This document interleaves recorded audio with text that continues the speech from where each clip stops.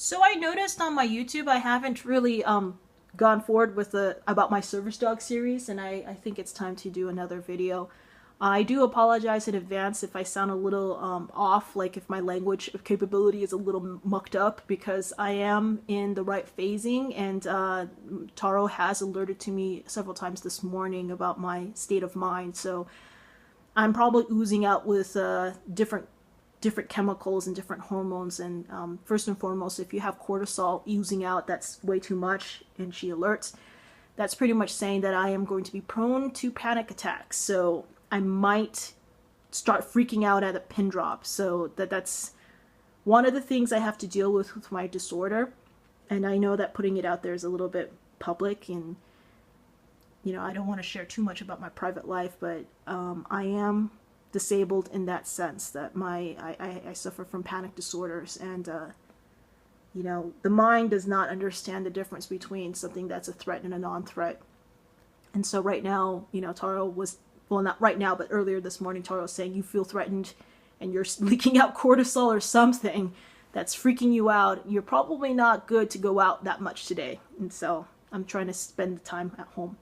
Anyways, whew.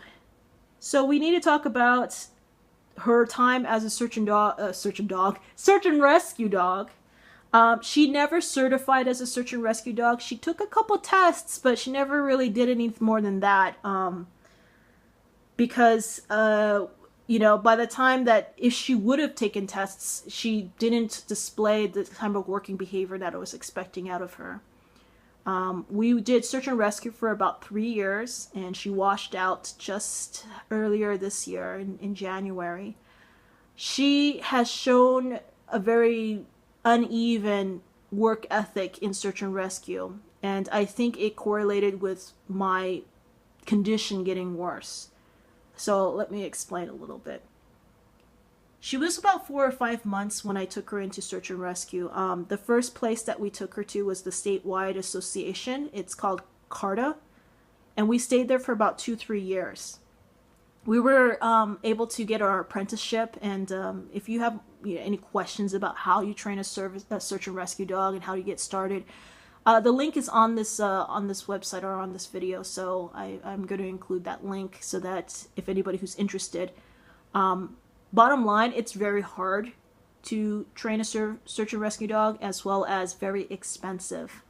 I would say with certainty that training a search and rescue dog is probably a lot more expensive than training a service dog, because the places you go and the places that you have to desensitize these dogs to is just, I mean, you have to make sure that they can work in snow, you have to make sure they can work in desert, that you have to make sure they can work even when there's gunfire, gunshots going off in the distance, because if they're distracted by that, that's not going to help. You want to make sure that they're bulletproof. Well, not literally, but they can work in those conditions without any issues.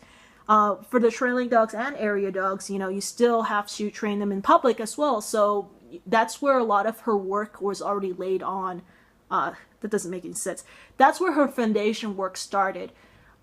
Many people, the reason why I mentioned that Taro was search and rescue trained first is because I literally trained her only 6 months in service dog tasks, and she was good to go.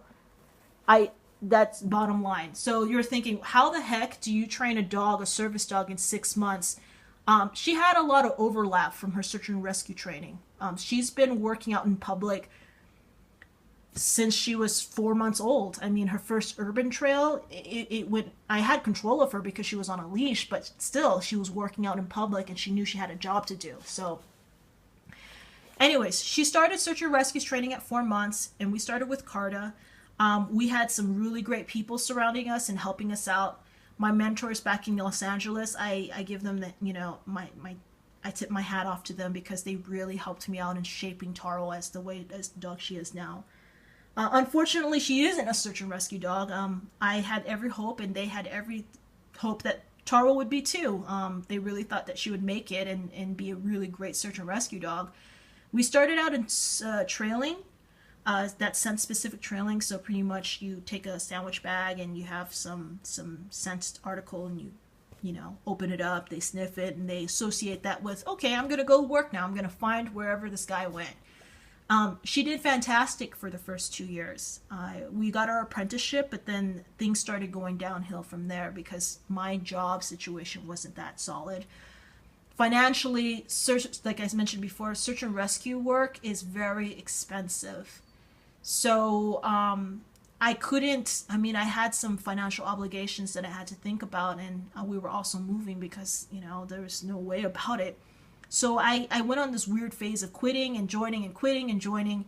I wasn't as active as I would like. I really wanted to just finish her up, but it wasn't going to happen. So we moved. I joined another group, and then another group, and then we finally moved to Arizona, Phoenix area. She was a different dog down here. I've never doubted that Tara was capable of work. I never doubted that she would become eventually a good search and rescue dog up until we moved to Maricopa County. I put her on a trail, or I put her on her job, and she just tanked. It was almost as if I got a completely different dog. I was so floored at how bad she was. And we were doing a very, simple cadaver field problem because I stopped taking her on trailing, mainly because she had a problem with her starts. She would sniff the article during her trailing problems, and she would have a very hard time starting, which is, going out and starting her work. I had that problem since she was 2. So at the time that we moved to Phoenix, she was about 3, almost 4. So she's been dealing with this problem. I decided, okay, I'm not going to do trailing anymore at that time. And then I switched her up to cadaver, and she showed a lot of promise in cadaver for the first year. But by the time we got to Maricopa County, we moved down to Phoenix, it became embarrassing. She was just so terrible at it. I could not figure out what was happening. They said, oh, maybe it's because it's summertime. It's 100 plus degrees, and the dogs, it's 7 o'clock in the morning. It's already 100 plus degrees. Maybe she doesn't like working in the heat. So we waited until the fall time. It's really not that much improvement. And then by January of this year in 2016, I was like, I tried everything to try to get this dog to work, and I was feeling bad about it. I was feeling, well, maybe she isn't meant to be a search and rescue dog. I contacted my mentors, and I tried to ask questions and try to figure out what the heck's wrong with my dog. But the funny part was that as she was getting worse at search and rescue, and the main issue was that she was not motivated to leave my side, and I didn't realize this until much later, my symptoms and my condition got worse. My husband believes it could be because we're also in the city, so there's a lot of distractions, there's a lot of things that can induce my anxiety. We didn't have this issue back when we were living in Prescott, because Prescott's a very lovely place to live. It's a very open area. I mean, there's not much to do, but that's good for me because I'm not focusing on 5 things at once, and I don't feel obligated to focus on 5 things at once. So a simpler life, per se. Anyways, she just tanked. Her work effort just tanked, and I got the phone call, and I was bummed out, but it wasn't surprising. I mean, I tried everything that I could or think of, and I was begging, all of these dog trainers and handlers, what do you do if you had this? And they were like, why is this even there? Why is she even having problems if she's supposed to? Usually these dogs have a work ethic, and it sticks, and it doesn't falter. They might have a bad day here and there, but overall, I had 9 months, 6 months of bad work ethic.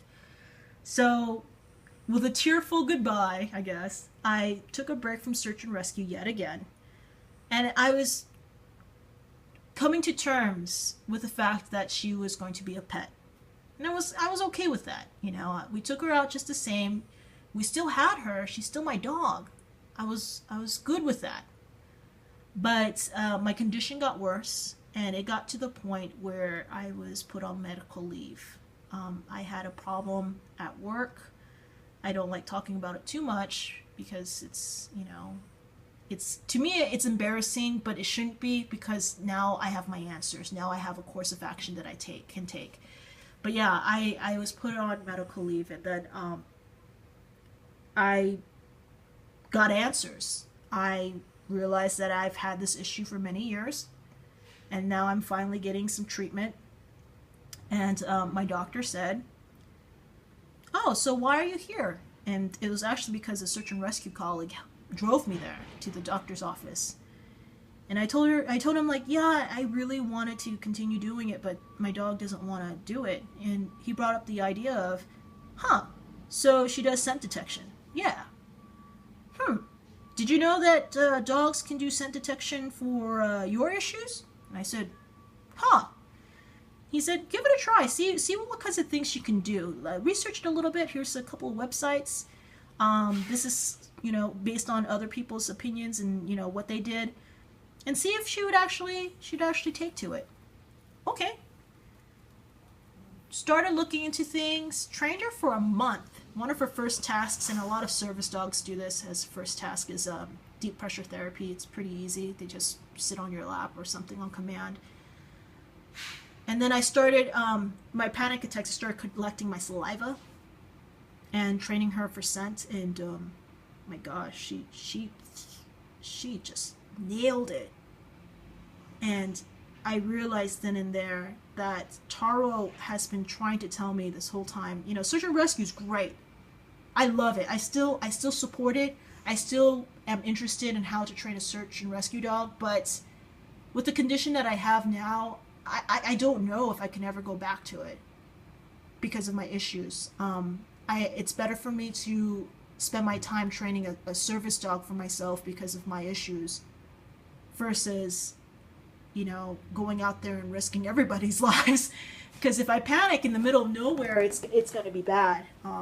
Especially during that kind of, job. It's kind of interesting because the things that make me panic are not the things that make most people panic. Like, a pin dropping or someone coming up to me and saying, hey, your hair looks nice, and I start panicking. But I stay very calm and collected on things that most people panic on. Like, if a house went on fire, I'm probably not going to blink an eye. But anyways, I had to quit search and rescue because of that. And then I realized, Taro's real calling was to be my service dog. And I might seem like I'm embracing this, but I'm not. It's not easy to admit that you are dysfunctional in some way, that you're unhealthy. And that even with the treatment that you're receiving now, for example, I've been in and out of cognitive therapy for 30 plus years. No, I'm not even 30, 25 plus years, ever since I was like, 6? So I'm 31 now. I don't know math, so whatever that is, that's how long I've been in cognitive therapy. And apparently therapy loses its effectiveness the longer you suffer from trauma. So that gives a little train of thought. And you have to look at alternative methods to try to keep yourself, keep your head out of the over the water. And so, having Taro as my service dog has been fantastic. I am so relieved to have her by my side in public because she provides blocking, techniques. Like if people get too close to me, she's right there in their face. Not in a protective, aggressive way, but like, hey, play with me instead because mom is not well right now. Come back later. She's been great. So I do miss search and rescue a lot. I really loved it. Going out in the open, getting fresh air, braving the elements, and having a little bit of excitement on that.